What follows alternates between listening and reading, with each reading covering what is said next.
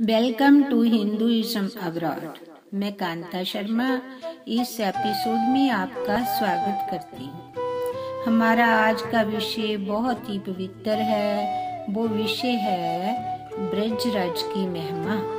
सो आओ इस अद्भुत कथा को श्रवण करें और ब्रजराज की महिमा जानें। एक बार की बात है, श्याम सुंदर जी गाय चराने के लिए गए हुए थे।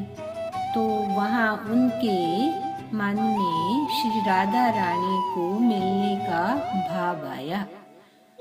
तो वो वहाँ अपने सखाओं पर गाय चराने का भार सौंपकर चुपके से राधा रानी से मिलने निकुंज में आ गए। किसी के हाथों में राधा रानी को खबर भिजवाई कि हे प्राण प्रिय, जल्दी आओ, मैं गौचारण के बीच से समय निकाल कर आपसे मिलने आया हूँ। राधा रानी सूर्य पूजा को निकली थी। सुनते ही श्याम सुंदर से मिलने चल पड़ी। राधा रानी को सखियां कभी भी अकेली कहीं जाने नहीं देती थी, क्योंकि प्रेम बिहवला प्यारी को खुद का होश नहीं रहता, ना जाने क्या कर बैठे। इसलिए इस बार स्वयं ललिता सखी श्री राधा रानी जी के साथ आई। निकुंज में जैसे ही श्री राधा रानी और ललिता जी पहुंची, श्याम सुंदर वाहें फैलाए दौड़कर राधा रानी को मिलने आए।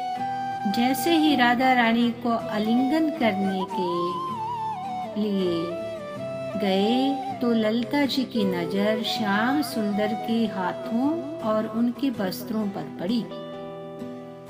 राज से सने वस्त्र, गोदोहन की रस्सी से रुखे हुए हाथों को ललिता जी ने देखा। तुरंत ललिता जी ने राधा रानी की बांह पकड़कर उन्हें वापस पीछे खींच लिया।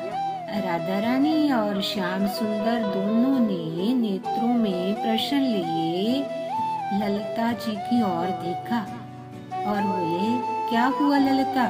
ललिता जी बोली, हे श्याम सुंदर, तुम कृंदर की तरह राज रानी राधा रानी से मिलने कैसे आ पहुँचे? बस्तर देखो, राज से सने है। माता यशोदा तुम्हें नित्य कितने जतन से स्नान करवाकर साफ स्वच्छ कपड़े पहनाकर गौचारण को भेजती है, परंतु तुम्हारी तो पशु बुद्धि है। कृंदर की पंक्ति धूली स्नान ही तुम्हें प्रिय है। कृंदर हाथी को कहते हैं। हाथी कितना भी पानी में नहाए, बाहर आकर खुद पर धूल छिड़क लेता है। तो इसलिए ललिता सखी ने गोपाल की तुलना हाथी से की और ललिता ने कहा, मैं अपनी सुकुमारी प्यारी प्यारी राधा रानी सखी को तुम जैसे कृंदर के हाथों कभी नहीं सौंपूंगी। राधा रानी ललिता जी की बात सुनकर चुप हो रही। राधा रानी का एक गुण है, वो सर्वदा सखियों के प्रेम के वश रहती है। श्याम सुंदर ललिता जी की बात सुनकर एक बार तो हैरान रह गए। मन में बोले, ललिते, बस इसलिए मैं तुमसे इतना डरता हूँ। तुम्हारे प्रेम की था पाना भी मेरे और राधा रानी के लिए कठिन है। परम धैर्यशाली श्याम सुंदर एक पल में खुद को संभाल कर बोले, ललिते, तुमने समझने में भूल की है। मैं तो बिल्कुल साफ सुथरे वस्त्रों में श्री जी को मिलने आ रहा था। बिल्कुल किसी वस्तु का मन में मैंने स्पर्श नहीं किया, परंतु जब मैं आ रहा था तब ब्रजराज ने भाव विभोर होकर मुझसे बेनती की, हे गोविंद, कृपा हमें महारानी राधा रानी की सेवा में ले चलो।